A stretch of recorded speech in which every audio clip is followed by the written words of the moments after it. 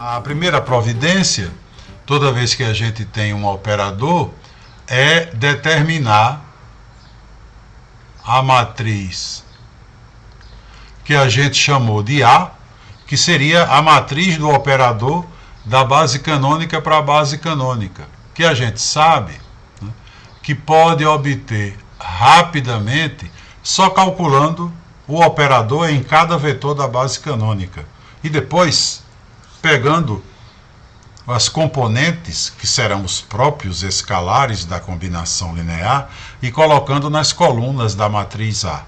Então, por exemplo, né, se eu calculo f de 100, eu obtenho 300, que virá aqui formar a primeira coluna da matriz A. Fico aí com 300. Depois, se eu calculo f de 010, eu obtenho 0, 2 e 1. Essa seria a segunda coluna. E quando eu calculo f de 001, eu obtenho 0, 5 e menos 2. Pronto. Essa seria a matriz A, né? Matriz que com certeza está associada a esse operador, considerando a base canônica no domínio e a base canônica no contradomínio. Da base canônica para a base canônica. Muito bem, aí a gente falou, toda vez que a gente obtém a matriz A, próximo passo, obter o polinômio característico do operador. Polinômio característico do operador, determinante de lambda vezes a matriz identidade menos A. Matriz identidade de mesma ordem que A. No caso aqui, 100, 010, 001. Como a gente também falou, rapidamente a gente pode escrever essa matriz, né? É só fazer lambda menos cada elemento da diagonal principal da matriz A. Então a gente escreveria lambda menos 3, lambda menos 2, lambda mais 2. E depois, todos os outros elementos a gente troca o sinal. Foi isso que a gente falou. Então eu teria aqui 0 e 0, não vou trocar sinal, mas aqui eu teria menos 1, aí novamente 0 e 0, e finalmente menos 5.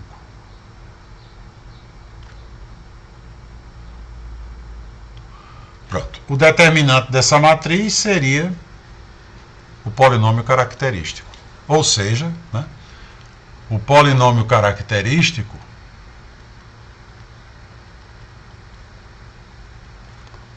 vai ser lambda menos 3 multiplicado por lambda menos 2, que, como a gente disse, o ideal é não multiplicar, para ver se a gente consegue colocar algum fator em evidência e evitar de fazer muita conta. E além de fazer muita conta, né, evitar da gente se complicar, de ter que procurar a raiz por aquele procedimento que eu falei. Apesar de que, né, nesse caso aqui, a gente vai procurar, para poder justamente eu ter a oportunidade de falar para vocês da utilização da derivada nesse procedimento de obtenção de raízes. A derivada realmente, dependendo da situação, ela pode facilitar o trabalho. E aí eu vou mostrar como.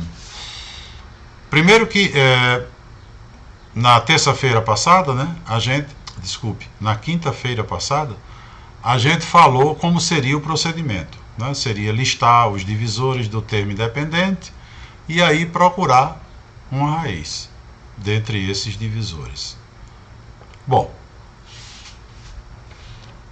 depois, aí a gente pode usar a derivada e vai ver como, tá? Vai ver como e para quê, claro. Bom, mas aí eu teria aqui o produto dos três elementos da diagonal, depois eu teria mais esses dois por esse, que daria 0, mais esses dois por aquele lá, que daria também 0, aí menos. Foi o que aconteceu? Alguém quer participar? Ah!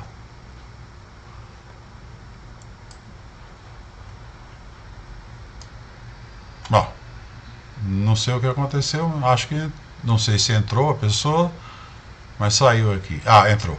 Ok. Então, sigamos. Aí menos os elementos da diagonal secundária, que dá 0, mais esse por esse aqui, que também dá 0. E finalmente menos 5 menos 1, lambda menos 3. Então daria 5 lambda menos 3. Não é? Porque é menos, aí o quê? Mais 5 vezes lambda menos 3. Aí é claro, né, que o ideal aí seria colocar lambda menos 3 em evidência, né? Seria colocar lambda menos 3 em evidência. Porque aí facilitaria, né, claro, para a gente. Facilitaria de que forma? A gente ficaria aqui com lambda menos 3, já seria um fator, né? Aí lambda menos 3 multiplicado por quem? Por lambda 2 menos 4, porque lambda menos 2 multiplicado por lambda mais 2, né, é lambda 2 menos 4 e menos 5.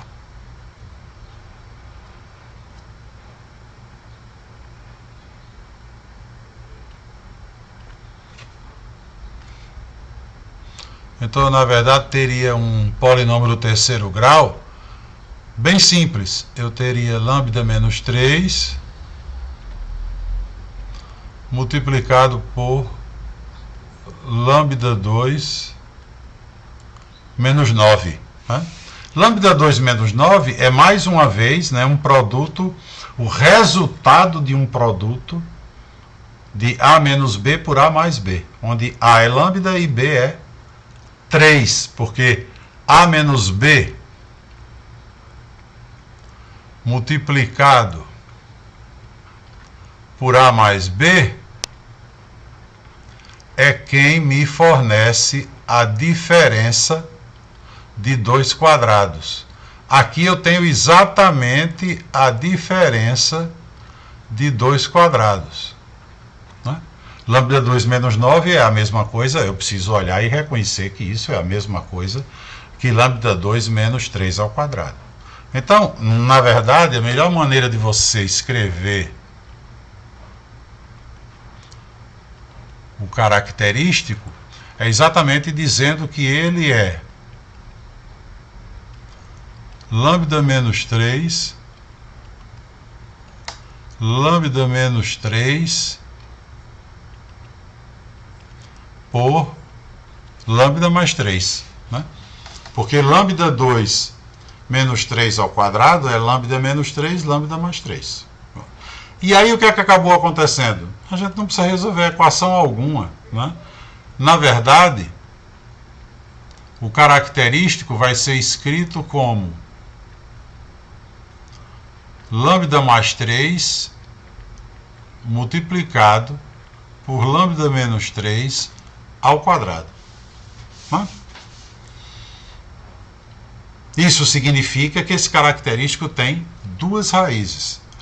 Uma é raiz uma única vez, ou seja, é raiz de multiplicidade 1, que é a raiz menos 3, que a gente falou, cada vez que um número é raiz, então lambda menos esse número, k, isso aqui é um fator. Como eu tenho aqui lambda mais 3, então é porque k é menos 3. Né? E aí eu tenho menos 3 é raiz uma vez. É um alto valor que é raiz uma vez. Mas como aqui eu tenho lambda menos 3 ao quadrado, isso vem de onde? De lambda menos 3 multiplicado por lambda menos 3. Então o fator lambda menos 3 aparece duas vezes. Isso significa que 3, que é o valor de K, né, é raiz dupla. É raiz duas vezes. Então eu tenho 3 raízes reais.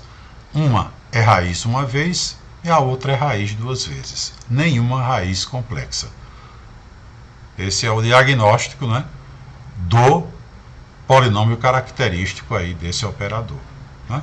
Consequentemente, falando em termos de autovalores, o diagnóstico do operador é: o operador tem 2 autovalores, menos 3 e 3.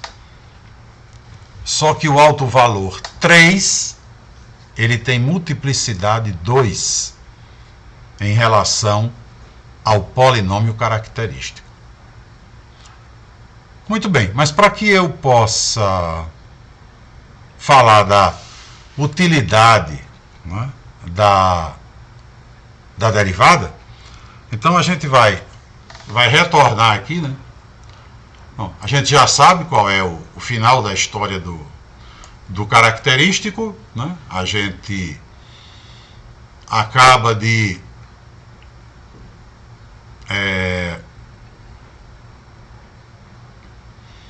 descobrir que o característico vale lambda mais 3 por lambda menos 3 ao quadrado. Mas aí, para falar da utilidade da derivada, vamos fazer o seguinte: vamos supor, né, que a gente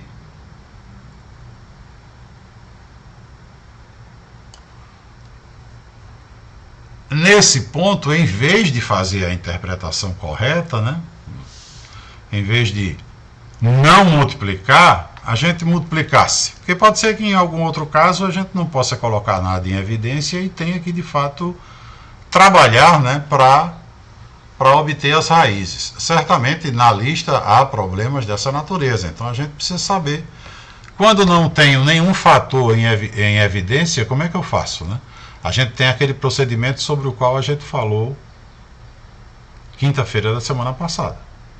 Mas a gente pode, digamos assim, acrescentar àquele procedimento uma informação importante. Uma informação importante. Que é a seguinte: vamos supor que a gente tivesse feito aqui o produto, e aí a gente iria certamente acabar dizendo que o polinômio característico, em vez da gente colocá-lo na forma de produto de fatores, né, lambda menos 3, lambda mais 3 por lambda menos 3 ao quadrado, como a gente colocou, a gente dissesse que ele era lambda 3 menos 3 lambda 2 menos 9 lambda mais 27. Que é o resultado desse produto, né? Lambda 3 menos 9 lambda menos 3 lambda 2 mais 27. Aí a gente ficaria então com esse característico para dele, né, tentar obter as raízes, que seriam exatamente os autovalores, né? Aí o que foi que a gente falou? Aproveita, né? A gente faz uma revisão do procedimentozinho sobre o qual a gente falou na quinta-feira passada, né?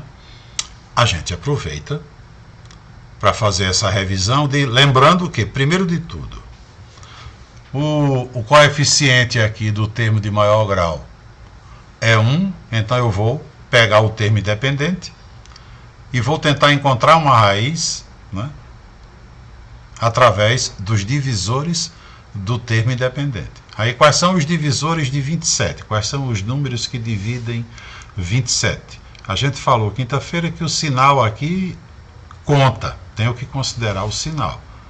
Então eu teria mais ou menos 1, mais ou menos 3,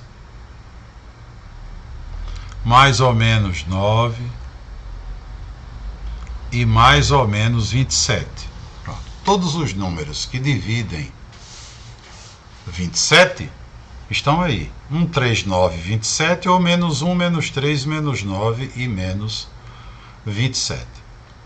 Bom, se eu chegar lá no polinômio característico e substituir o número 1, não vai dar zero.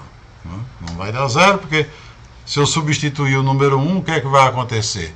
Eu vou ficar com 1, menos 3, menos 9, mais 27. Ou seja, 28 menos 12. Se eu substituir menos 1, também não vai dar zero.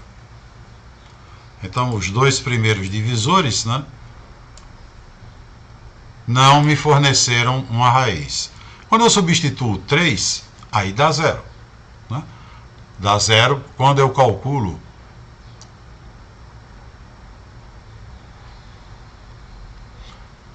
P de 3, aí eu tenho 3 ao cubo menos 3 vezes 9 menos 9 vezes 3 mais 27. 3 vezes 9 ou 9 vezes 3, 27. Então eu tenho 27 menos 27 menos 27 mais 27, 0. Achei uma raiz. É evidente que, como esse polinômio tem grau 3, achar uma raiz já é o que popularmente a gente pode dizer um negoção. Né? É ótimo achar uma raiz, porque né? A gente pode então dizer que, já que o número 3 é uma raiz, então certamente esse polinômio, lambda 3, menos 3 lambda 2, menos 9 lambda, mais 27, ele é lambda menos 3, porque eu achei que 3 era a raiz, multiplicado por um outro. Foi exatamente isso que a gente fez quinta-feira da semana passada. É evidente que esse outro tem grau 2, né? Porque P de lambda tem grau 3, esse aqui tem grau 1, esse vai ter grau 2. Então eu descubro facilmente quem ele é, basta pegar esse aqui e dividir por lambda menos 3, como a gente também fez quinta-feira. Então descubro quem é ele igual a zero, porque nele estarão as duas raízes que eu ainda não enxerguei. Inclusive, a princípio, né, poderiam ser complexas, né, são duas, seriam ela e a sua conjugada, ou então duas reais. Como a gente sabe, aqui estarão o número 3 novamente, como raiz, né, e o número menos 3. Mas, enfim, se eu pegar agora e dividir o polinômio característico por lambda menos 3, eu acho a parte do segundo grau que está faltando aqui, igual a zero, e encontro as raízes. Porém, eu posso, inclusive, diminuir o meu trabalho, né? Da seguinte forma, não vou comprovar isso para você, não é difícil provar, tá? É bem fácil comprovar que esse procedimento é verdadeiro, mas eu não vou fazer isso agora para não perder tempo. Que procedimento, ou a que procedimento eu estou me referindo? Ao seguinte, na hora que você acha uma raiz, como a gente achou, né? Porque a gente achou que 3 era a raiz. Então, na hora que você acha uma, é bom, antes de você escrever isso aqui, para dizer, vou procurar agora esse camarada. As outras raízes estão aqui. É verdade, claro, isso é verdade. Mas pode ser que você consiga coisa melhor. Pode ser que você descubra que essa raiz aqui é raiz mais de uma vez. Aí já vai descobrir dois fatores. Lambda menos ele vezes lambda menos ele vezes Q. E aí Q vai ter que ter grau 1, né? Porque se você descobrir que esse camarada aqui, 3, é raiz duas vezes, vai aparecer aqui o fator lambda menos 3 duas vezes. Então eu tenho primeiro grau, A parte que eu não conheço, primeiro grau, obrigatoriamente, porque o total tem grau 3, né?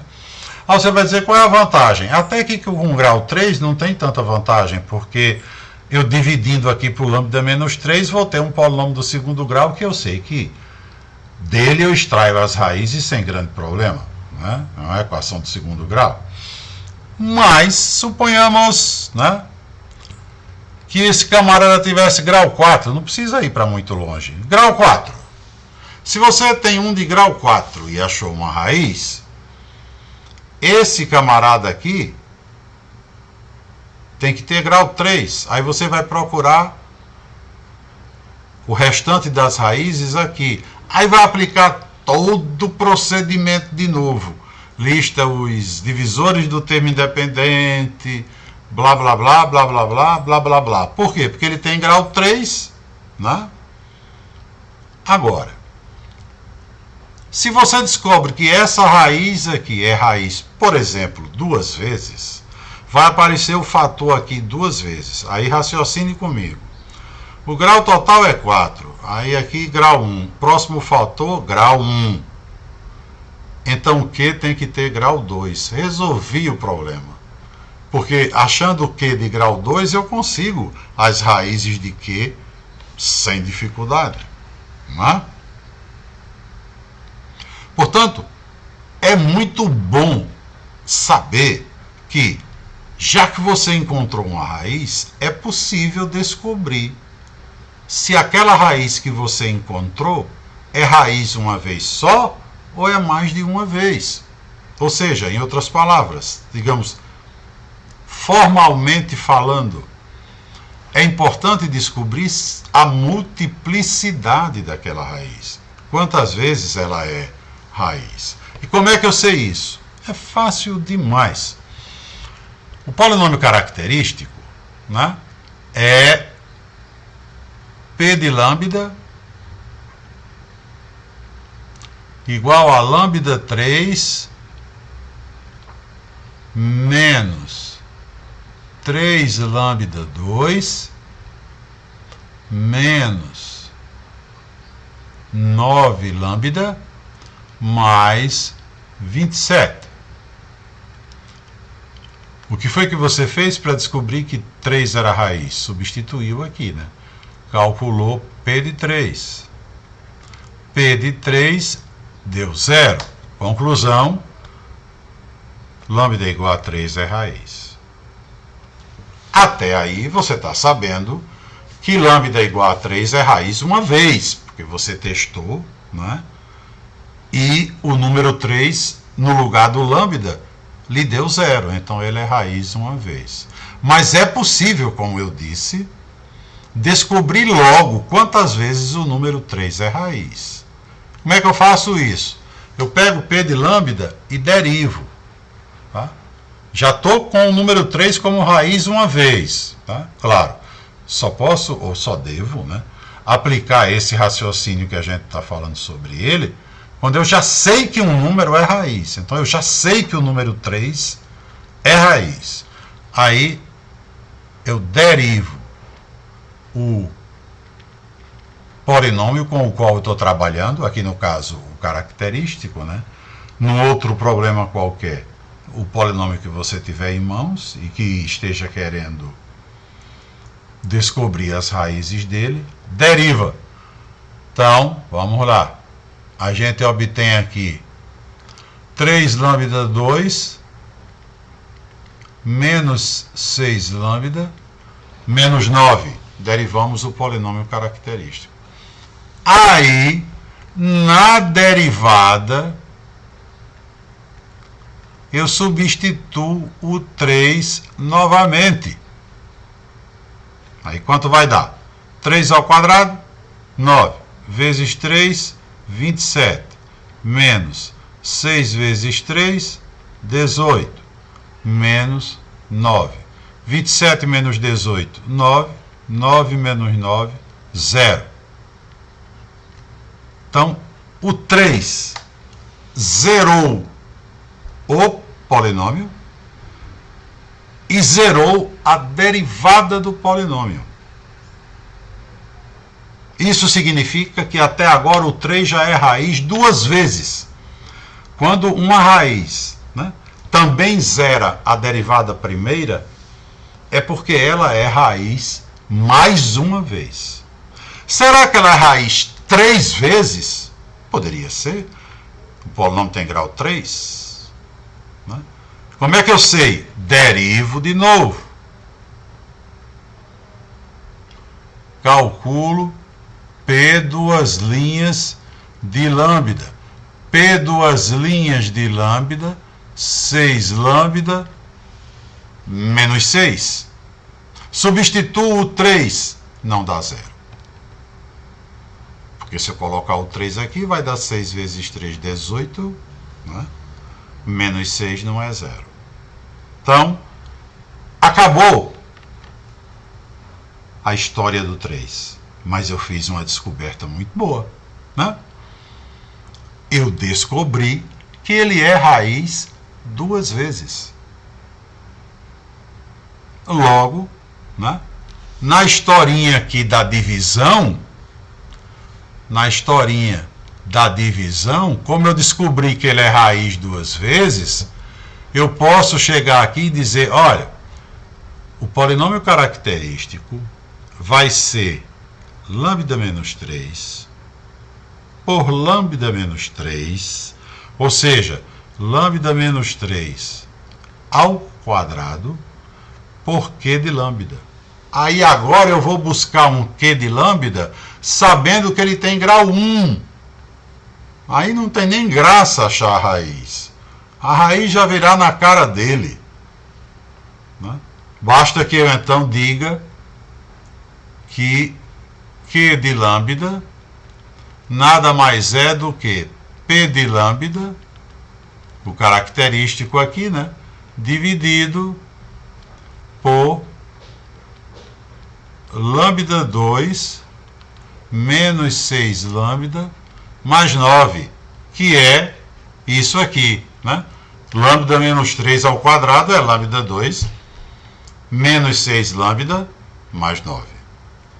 Essa divisão com toda certeza, vai dar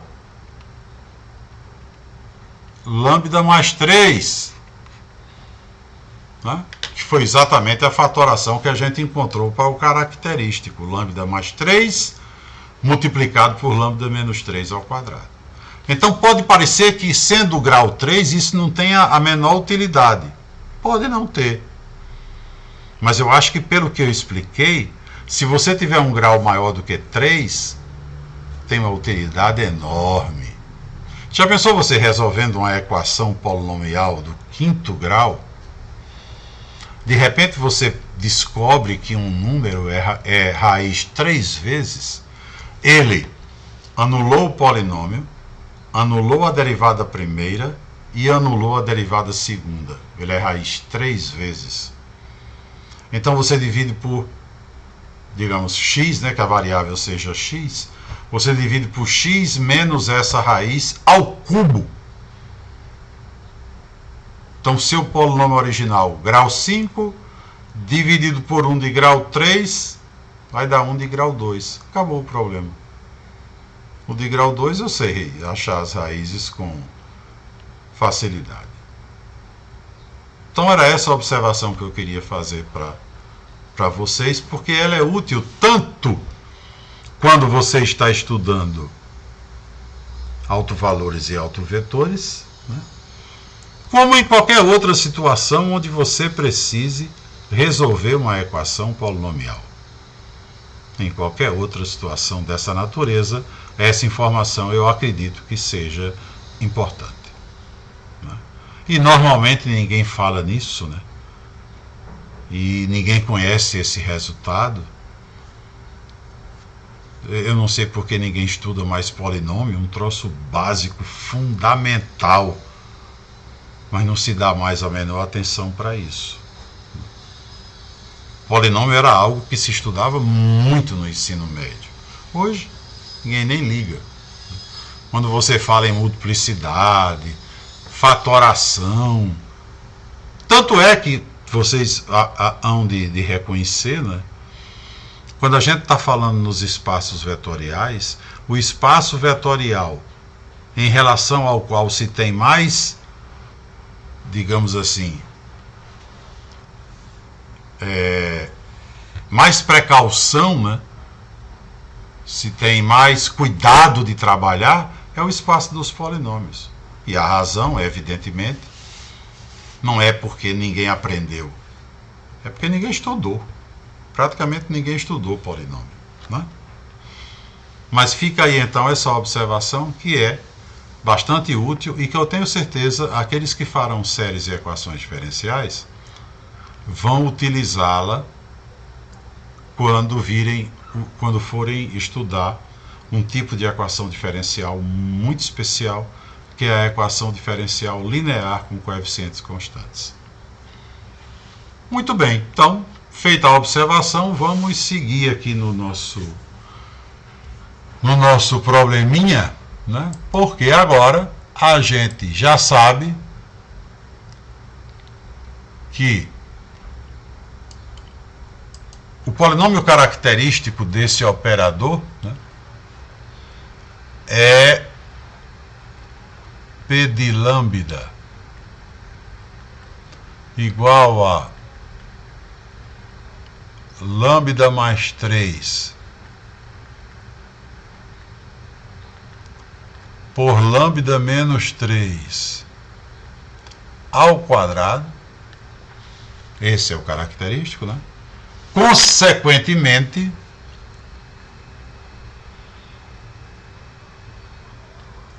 os autovalores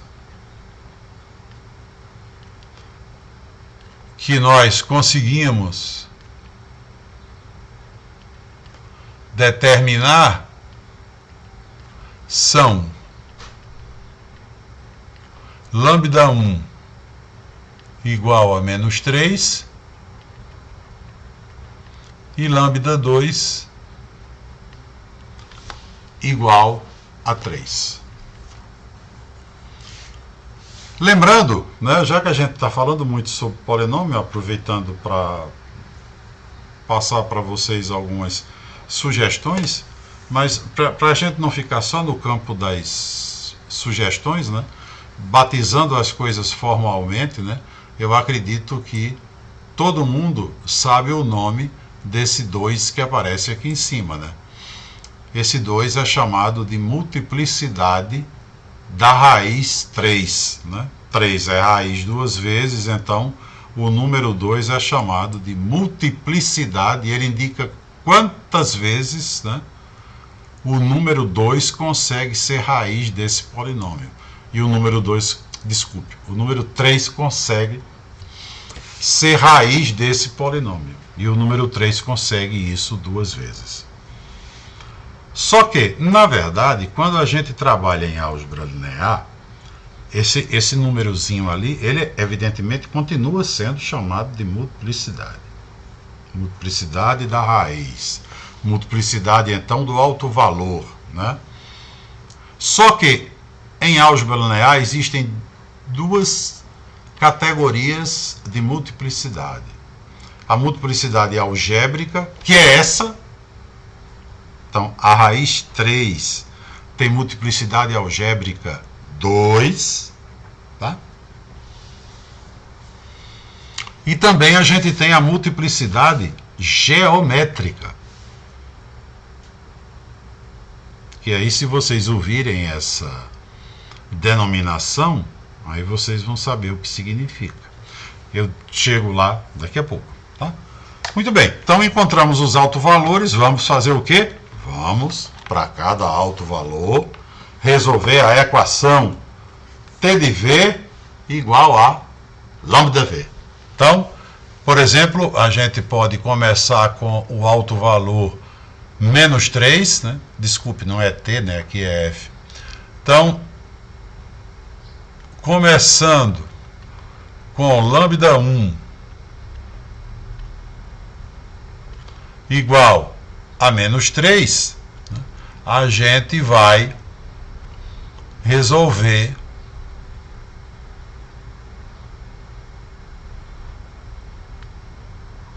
a equação f de v igual a menos 3v.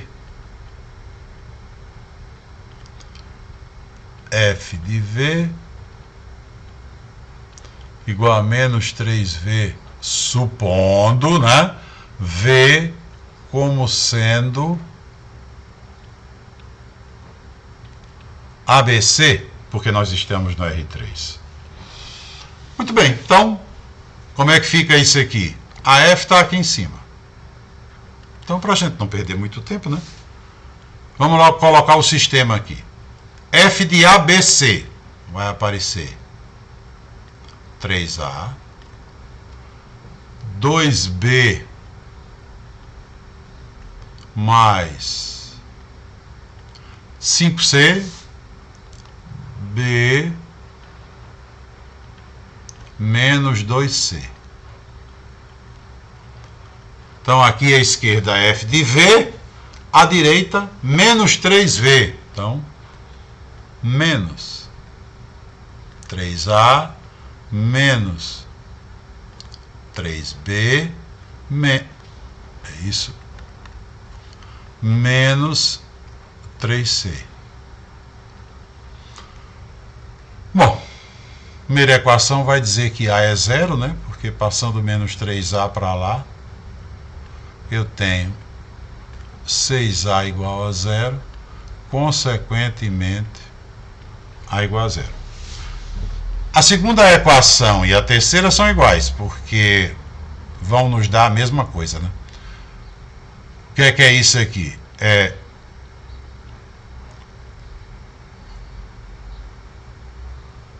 5B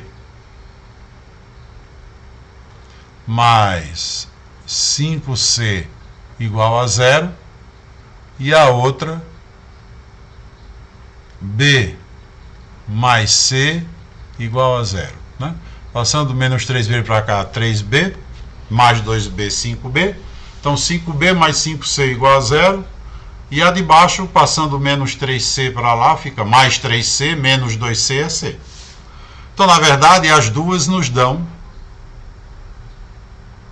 uma única informação, que seria, por exemplo, C igual a menos B. Portanto, eu tenho a cara de todos os autovetores associados ao alto valor menos 3. Né? Eu fiz a hipótese de que eles seriam do tipo ABC, né? E acabo de descobrir que todo autovetor aqui vai ser do tipo 0, B e B. Ou seja, todo autovetor aqui é um escalar multiplicado por 0, 1 e 1. Consequentemente, né, isso significa que, já que todo autovetor é múltiplo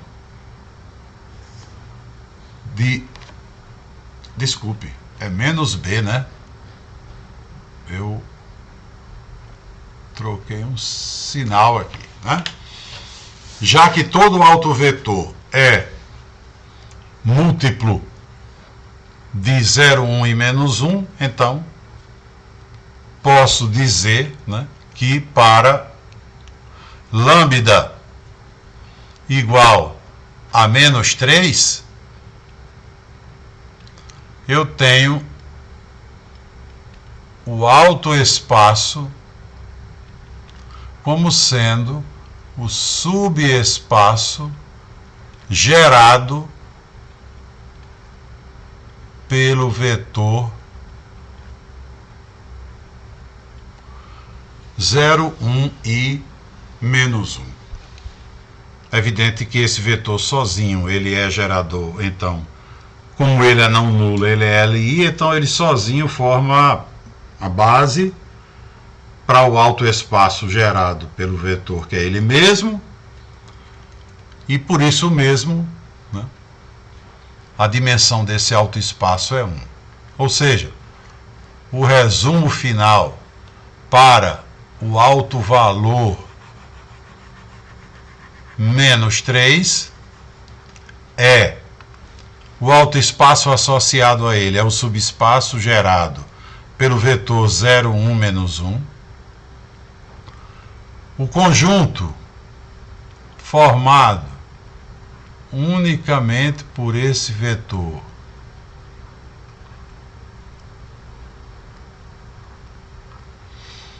é base do alto espaço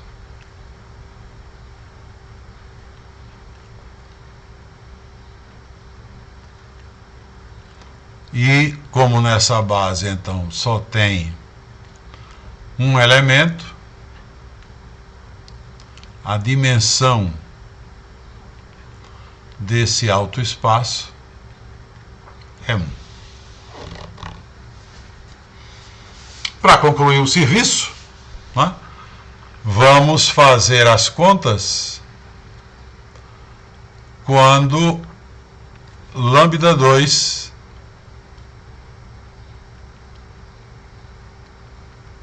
for 3.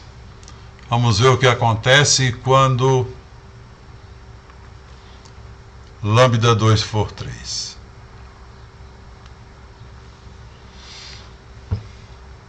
Muito bem, então agora a gente vai resolver a equação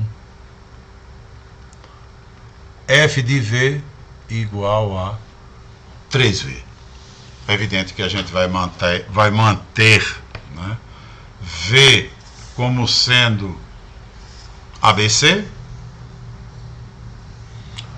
e essa equação vai levar a gente para o sistema f de v, a mesma coisa, né? Vai aparecer aqui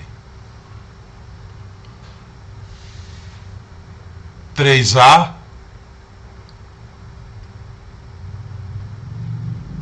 dois b mais 5c b menos 2c do lado de cá, aqui seria f de v, do lado de cá 3v, então 3a 3b 3c. A primeira equação não diz nada, né? Porque 3a é igual a 3a para qualquer a. Daí não sai valor de a nenhum, né? Qualquer valor de a serve. Então, primeira equação, na verdade, assim, falar que ela não diz nada não é verdade, ela diz, né? Ela diz que a é qualquer valor. Isso é verdade para todo a, né? 3a é igual a 3a. Então é trabalhar com a segunda e com a terceira para ver se elas são iguais. O que é que acontece, né? Com elas. Vamos ver. A segunda me diz o quê? Que b é igual a 5c, né? Porque passando 2b para cá, fica 3b menos 2b, que é b, igual a 5c. A última também diz a mesma coisa, porque passando menos 2c para cá, fica b igual a 5c. Então, descobrimos, né, que para o alto valor 3, todo alto vetor é da forma A, porque A é uma variável que pode assumir qualquer valor, né? A não é zero, como na situação anterior, do alto valor menos 3. Agora o A é qualquer. 5C e C. Porque as outras duas equações, o máximo que elas me dão é exatamente b igual a 5c. Muito bem. Aí eu não posso colocar em evidência simultaneamente A e C, né? nós acabamos agora de nos deparar, né, com um problema daquele lá atrás.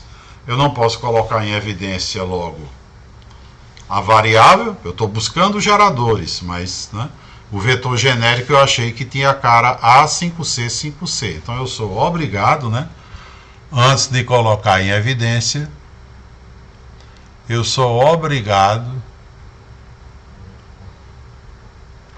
a distribuir esse vetor genérico dessa forma, né?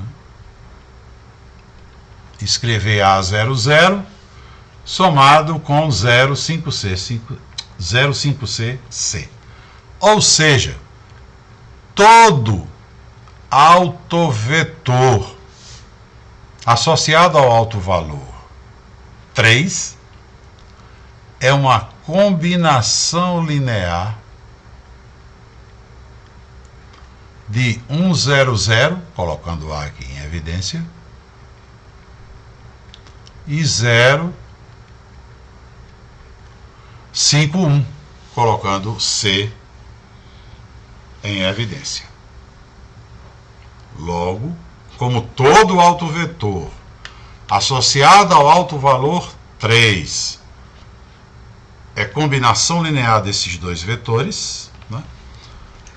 Esses dois vetores são os geradores do autoespaço, né? Então eu posso dizer que, no caso de lambda 2 igual a 3,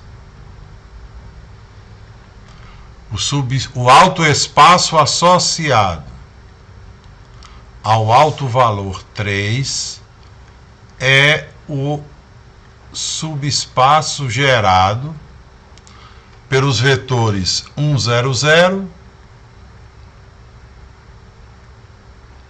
e 051. É evidente que esses dois vetores são LI, além de geradores, né?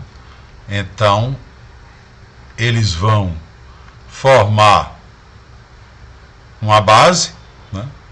Conjunto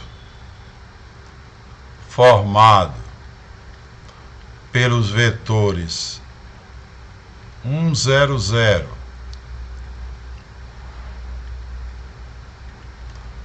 051 é uma base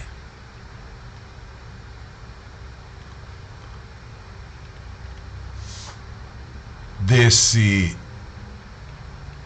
autoespaço, e por isso mesmo a dimensão desse autoespaço é 2.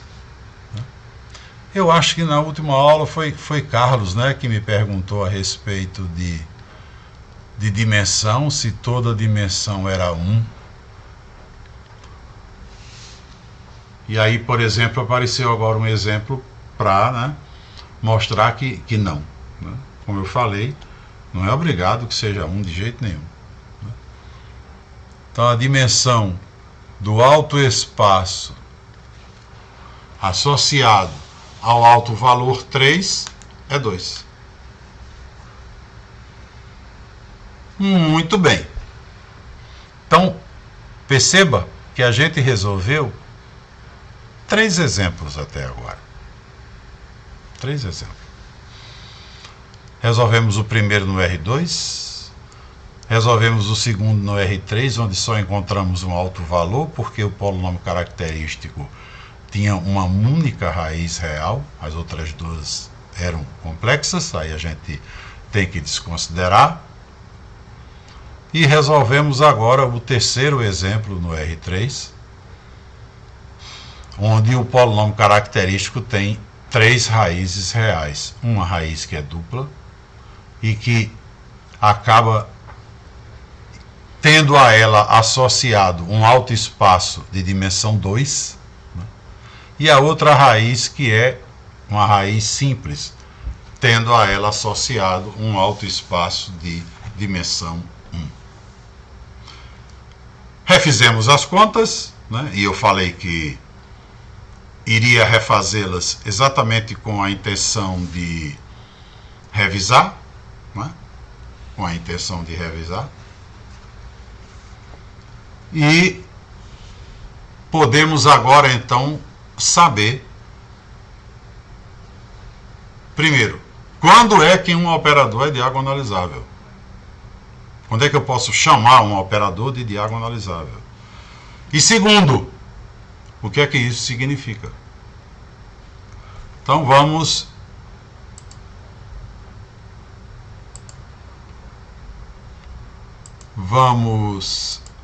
abrir aqui a nossa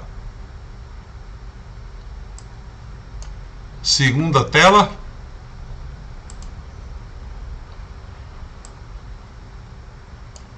Para, primeiro de tudo, né, a gente vê um resultado que é fundamental para a gente. Eu ia comprovar que esse resultado era verdadeiro, né, mas vamos comprovar. Pronto. São 9h09, né? A gente tem tempo suficiente para comprovar. Vamos ver. E a gente aproveita então, claro, né? De qualquer maneira, revisa conceitos que ficaram lá atrás, né? O resultado diz o seguinte: suponha que você tenha um operador linear f de v em v. E suponha que esse operador tenha... bom, na verdade a quantidade tanto faz. Mas suponha que ele tenha dois autovalores distintos. Como, por exemplo, né, o operador passado. Né? O operador passado tinha dois autovalores distintos. Distintos ele tinha dois. Né? Menos 3 e 3. Não é no total, ele tinha dois distintos. Aí esse resultado diz o seguinte: suponha que V1 seja um autovetor do operador associado ao autovalor lambda1 e V2 seja um autovetor do operador associado ao autovalor lambda2. Então, obrigatoriamente, V1 e V2 são vetores LI. Tá? Obrigatoriamente eles são LI. Então veja bem, o que é que a gente sabe aqui? A gente sabe que lambda 1, vamos escrever as coisas que a gente sabe para tentar ver que de fato esse resultado é verdadeiro. A gente sabe que lambda 1 é diferente de lambda 2, porque o problema nos disse, né, que não é problema, na verdade isso aqui é um teoremazinho. Nos disse que estamos diante de dois autovalores distintos. Além disso, nos disse que V1 era autovetor associado a lambda 1, quer dizer, f de V1 com toda certeza vale lambda 1 V1, né? Porque V1 é autovetor associado a lambda 1. E como V2 é autovetor associado a lambda 2, f de V2 é lambda 2 V2. Então isso aqui é o que a gente sabe. Extraindo aí do enunciado, é o que a gente sabe. A gente quer comprovar que V1 e V2 são LI. Então, como é que a gente comprova que vetores são LI? A gente pega uma combinação linear igual ao vetor nulo, né? E tenta comprovar que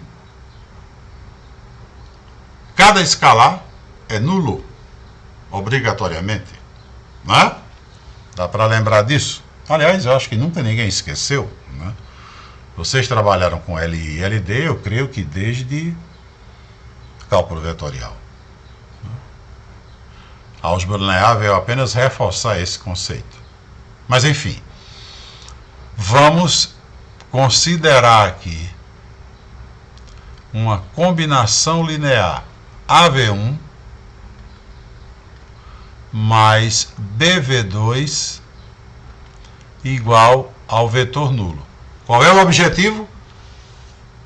Provar que A necessariamente é zero e B também. A é zero e B também. Então,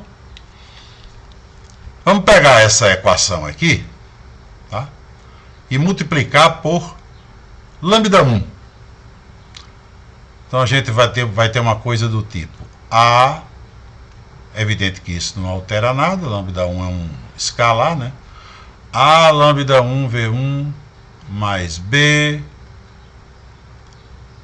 lambda 1 V2 igual a lambda 1 pelo vetor nulo. Aí não altera nada, é o vetor nulo. Né? E vamos pegar essa mesma equação outra vez. Ó. A gente multiplicou por lambda 1. Agora a gente vai aplicar o operador F nela, dos dois lados, claro. Então, aplicando F, eu tenho F de, aí aqui, AV1 mais BV2 igual a F de, ou F do vetor nulo. Bom, como é que fica isso aqui? F é linear, né? Então isso aqui vai ficar F do primeiro mais F do segundo igual a, de novo, F é linear. Então o que é que F faz com o vetor nulo?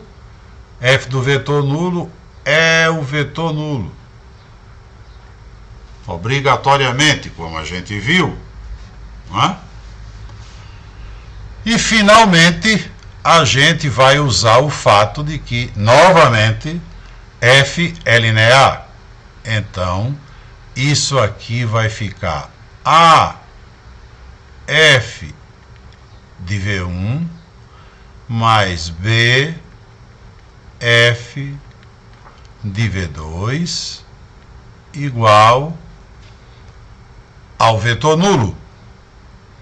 Porque eu sei que F sendo linear, F de um escalar por um vetor, eu posso dizer que é o escalar multiplicado por F do vetor. Mas acontece que F de V1 é lambda 1 V1 e F de V2 é lambda 2 V2, porque V1 e V2 são autovetores. Então aqui eu tenho A por lambda 1 V1 mais B por lambda 2 V2 igual ao vetor nulo. Aí perceba, eu tenho duas equações muito importantes. Esta é a primeira delas, que eu obtive desta, multiplicando toda por lambda 1, e a outra é esta.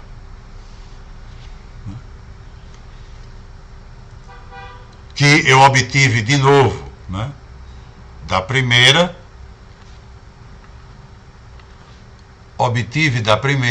aplicando F dos dois lados, usando a linearidade e usando o fato de que V1 e V2 eram autovetores.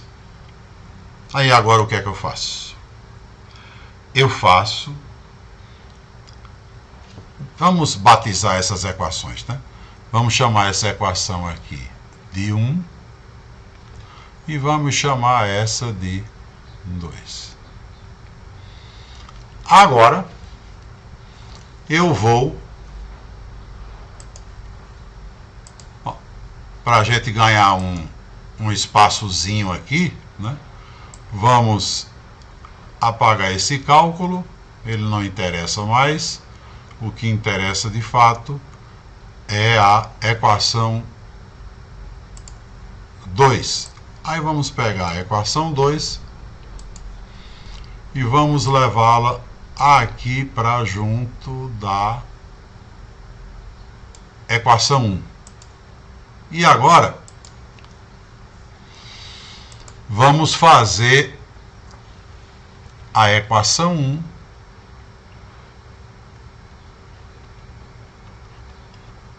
menos a equação 2. Se eu fizer equação 1 menos equação 2, o que é que vai acontecer? A de cima menos a de baixo vai cancelar a lambda 1 V1 com menos a lambda 1 V1. E no segundo termo, eu vou poder colocar B V2 em evidência. Então vai aparecer o quê? B lambda 1 menos lambda 2 V2 igual ao vetor nulo, né? É isso que vai aparecer. Que vai ficar B lambda 1 V2 menos B lambda 2 V2. Então fica B lambda 1 menos lambda 2 V2 igual ao vetor nulo. Qual a conclusão que eu tiro daí? Bom, primeiro de tudo, né? V2 não é o vetor nulo, não é zero. Por que não é? Porque é autovetor. Né? E foi dito que V2 era autovetor associado ao alto valor lambda 2. E autovetor não pode ser o vetor nulo, não é aceito. Então V2 não é zero. Então, este rapaz não é zero. Este rapaz não é o escalar zero, porque foi dito que lambda 1 era diferente de lambda 2. Então, lambda 1 menos lambda 2 não pode ser zero. Se esse produto está dando zero, a única conclusão é que B é zero. Mas se B é zero, eu vou concluir que AV1 é zero. Mas V1 é autovetor, então V1 também não é zero. Então, obrigatoriamente, quem tem que ser zero é A. E acabou a história. Né? Então, de fato, se eu pegar autovetores associados a autovalores distintos, eu posso garantir que eles são LI. É isso que esse resultado está garantindo para a gente. Muito bem. Provada a veracidade do resultado, vamos para a nossa última telinha, que é essa daqui.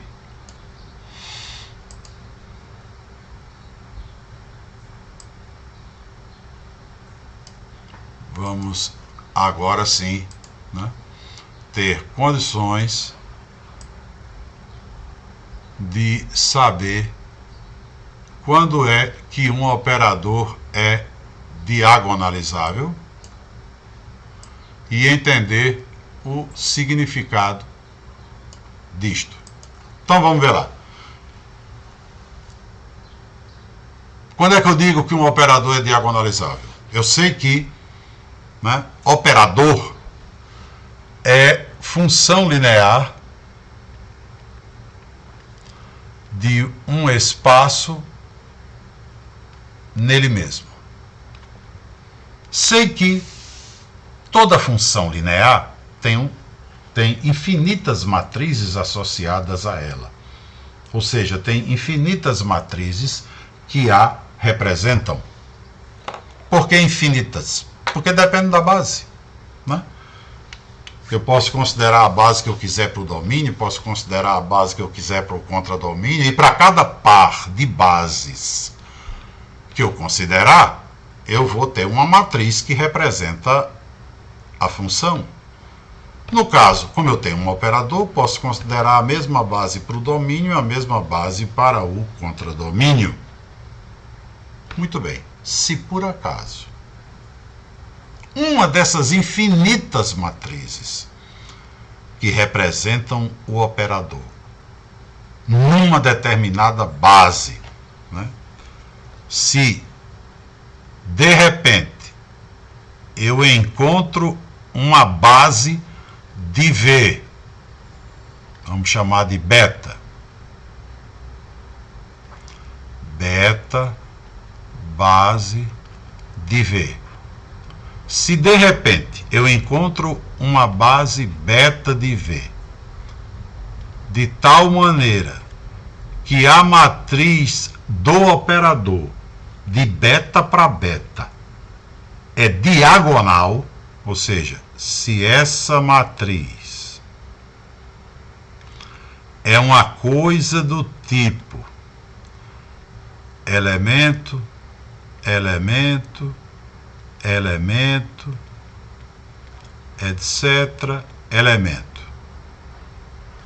Zero aqui, zero aqui, né? Zero em todos os demais elementos.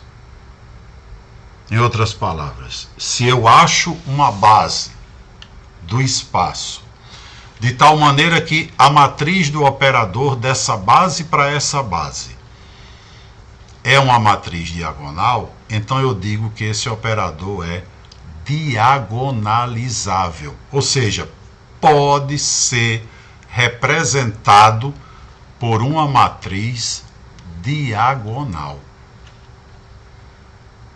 Então, esse é o significado de um operador ser diagonalizável. É poder ser representado por uma matriz diagonal.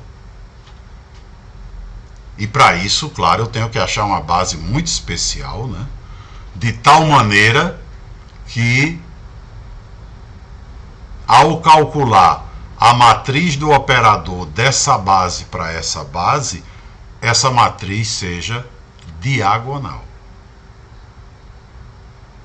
Aí você agora pode perguntar, e o que é que isso tem a ver com a história que a gente estava fazendo, calculando a matriz na base canônica, pegando a matriz de identidade de mesma ordem que ela,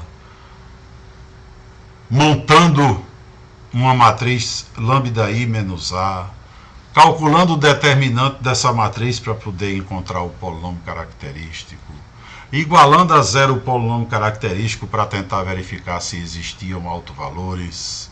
Se esses autovalores existissem, resolver as equações do tipo f de v igual a lambda v para poder encontrar os autovetores. O que é que isso tem a ver com essa história de encontrar uma base em que a matriz do operador seja diagonal? Tem tudo a ver.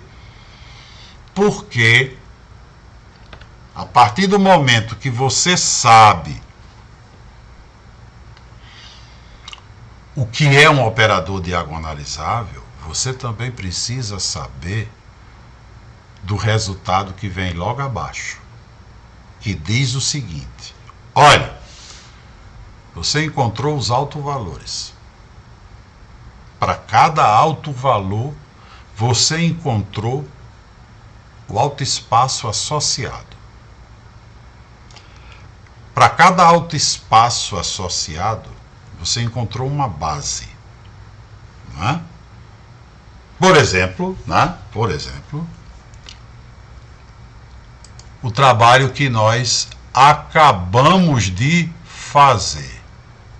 trabalho que nós acabamos de fazer. Qual foi? Nós tínhamos o operador, era F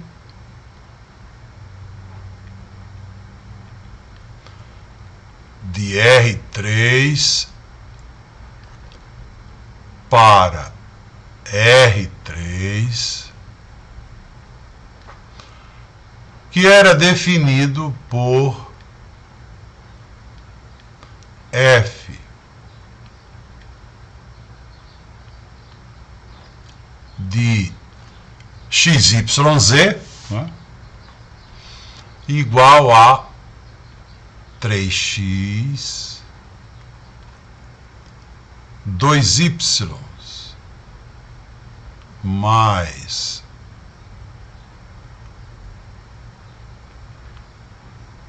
cinco z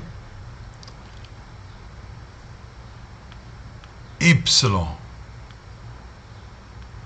menos 2z. Muito bem. Para esse operador, o que foi que aconteceu? Encontramos, vamos resumir a situação aqui. Encontramos um alto valor menos 3. Descobrimos que o conjunto formado pelo vetor, deixa eu ver aqui qual foi para não ter que abrir a tela. O conjunto formado pelo vetor 0, 1 e menos 1 era a base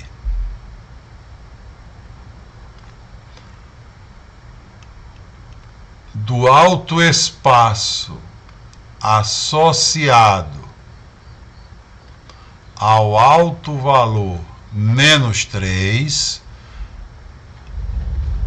e, consequentemente, a dimensão do alto espaço associado ao alto valor menos 3 era 1.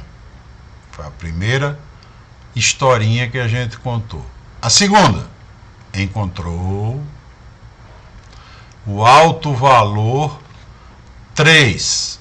Com relação ao 3, nós encontramos que o conjunto formado pelos vetores 1, 0, 0 e 0, 5, 1 era a base do alto espaço associado ao alto valor 3 e a dimensão desse alto espaço, como ele tinha uma base com 2 elementos, a dimensão era 2. Muito bem. Fiz todas as contas e cheguei a essas conclusões. Aí eu posso agora responder se esse operador é diagonalizável ou não. Aliás, eu posso responder muito mais do que isso. Posso dizer se ele é ou não diagonalizável. É evidente que se eu responder que ele não é, a história para, né? Não é diagonalizável, acabou. Certamente eu não vou encontrar base alguma onde a matriz dele seja diagonal. Porque se eu encontrasse, seria diagonalizável. Fim de papo. Porém, se eu deduzir, se eu concluir que ele é diagonalizável, eu não somente vou afirmar que ele é, como vou dizer qual é a base em que a matriz dele é diagonal, e além disso, vou dizer qual é a matriz diagonal que está associada a ele. Vou dizer tudo. Basta que eu saiba o que vem aqui escrito logo depois da nossa setinha. Logo depois da nossa setinha. O que é que está escrito aqui? Vamos supor que você tenha um operador e você tenha também os autovalores distintos desse operador. E, consequentemente, todos os autoespaços associados. Você tem tudo isso aqui, né? Os autovalores distintos e todos os autoespaços associados. Nesse caso, se você somar a dimensão dos autoespaços associados e o resultado dessa soma bater com a dimensão do espaço, você pode garantir que o operador é diagonalizável. Então, por exemplo, o primeiro exemplo que nós resolvemos foi no R2, encontramos dois autoespaços, cada um com dimensão 1. 1 mais 1, 2. O primeiro exemplo nosso foi de um operador diagonalizável. Tá? Foi de um operador diagonalizável. Depois nós resolvemos um exemplo onde encontramos uma raiz real, um alto valor e ponto final, porque as outras duas raízes foram complexas. O autoespaço associado a esse único alto valor real que nós encontramos tinha dimensão 1. E eu não tinha mais que somar isso com ninguém, porque não tinha mais outro autoespaço. Consequentemente, o operador do segundo exemplo com o qual nós trabalhamos não é diagonalizável. E hoje nós trabalhamos com esse operador, que teve dois autovalores distintos. O primeiro autovalor, associado a ele, existe um autoespaço de dimensão 1. E o segundo autovalor, associado a ele, existe um autoespaço de dimensão 2. 1 mais 2, 3. A soma das dimensões dos autoespaços coincide com a dimensão do espaço onde eu estou trabalhando, que é o R3. Portanto, este operador que está aí à nossa frente é um operador diagonalizável. Ou seja, existe uma base do R3 onde, se eu calcular a matriz do operador dessa base para essa matriz será diagonal. Tá? Que base é essa? Está dito aqui. Se você pegar as bases de todos os autoespaços que você encontrou e unir, ou seja, aqui no caso, pega esse conjunto e une com esse aqui. Se você unir as bases, essa união é uma base do espaço. Com toda certeza. Quem garante isso? Aquele resultadozinho lá atrás que a gente provou. Né? Por quê? Temos aqui um autovetor associado a menos 3. Temos aqui dois autovetores associados a 3. Autovetores associados a autovalores distintos são LI. Então, na união eu terei 3 vetores que são autovetores associados a autovalores distintos. Terei 3 vetores LI. Em R3 terei uma base. Então, já sei, né, que como dimensão do autoespaço associado a menos 3 mais dimensão do alto espaço associado a 3 deu 3, que é a dimensão do espaço onde eu estou, posso garantir que esse operador é diagonalizável. Primeira coisa, né? Esse operador é diagonalizável. Vamos diminuir um pouco aqui. A letra para a gente seguir fazendo aqui as observações que a gente precisa. Então, que são, na verdade, as conclusões, né, desse exemplo. Então, esse operador é diagonalizável.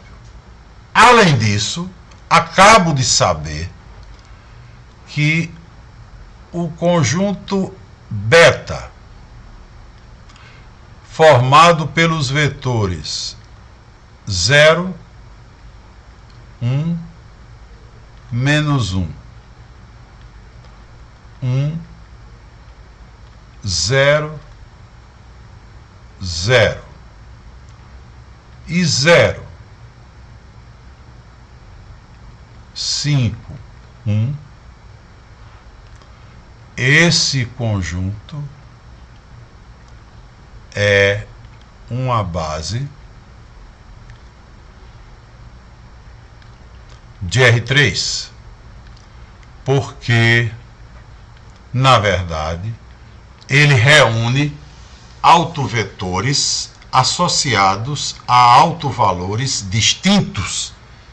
E a gente comprovou lá atrás que isso determinava uma base. Então, está aí.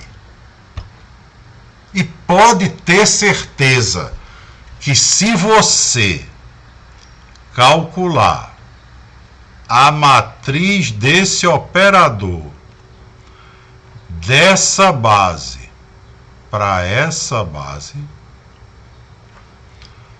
essa matriz será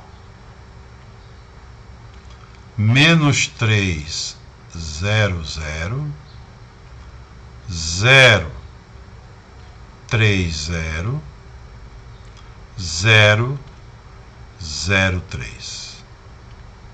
Será diagonal. E na diagonal estarão exatamente os autovalores, respeitada a ordem em que você colocou os vetores na base. Primeiro vetor 0, 1, menos 1, primeiro elemento da diagonal é o autovalor dele. Segundo vetor 1, 0, 0, segundo vetor da diagonal é o autovalor dele. Terceiro vetor 0, 5, 1, terceiro vetor da diagonal, terceiro autovalor da diagonal é o autovalor dele. Certo? Espero que vocês tenham compreendido. Só para a gente, né, fazer um teste rápido. Por que de fato a matriz é essa, né? Como é que você calcularia a matriz de f de beta para beta? Você calcularia f de cada vetor da base beta, por exemplo, você calcularia f de 0, 1 e menos 1. Quanto é f de 0, 1 e menos 1? Eu não preciso nem calcular, né? Porque, na verdade, eu sei que 0, 1 e menos 1 é o quê? É um autovetor associado ao autovalor menos 3. Então, f de v é menos 3v. Então, isso é menos 3 multiplicado por 0, 1 e menos 1.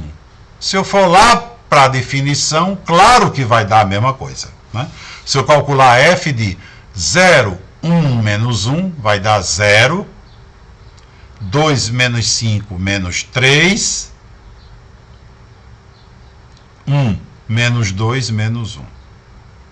Aliás, 1 mais 2, 3. Então, exatamente 0 menos 3 e 3. Agora, calculei f do primeiro vetor da base beta, deu menos 3 vezes ele. Como é que eu escrevo esse resultado como combinação dessa base para trazer os escalares para a primeira coluna? Ora, esse vetor já está aqui, né? Na base. Então, como é que eu escrevo menos 3 vezes ele por uma combinação que é ele e outros dois? É evidente que vai ser menos 3 vezes ele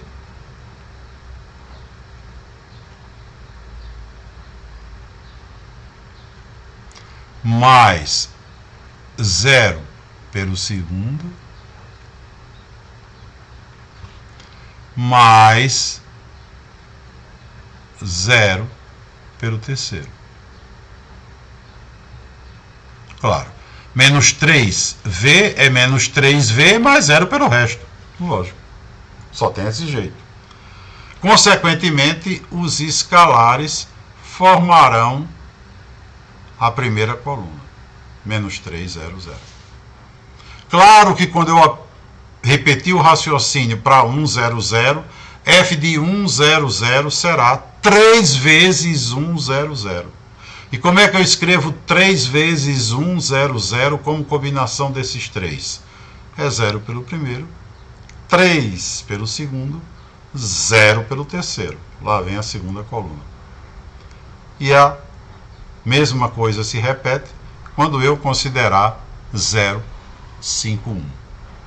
Portanto, na hora em que a soma das dimensões dos autoespaços bater com a dimensão do espaço, eu vou concluir que o operador é diagonalizável.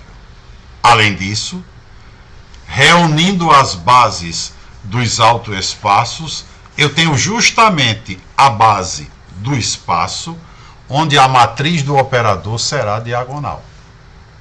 E eu não preciso nem calcular essa matriz.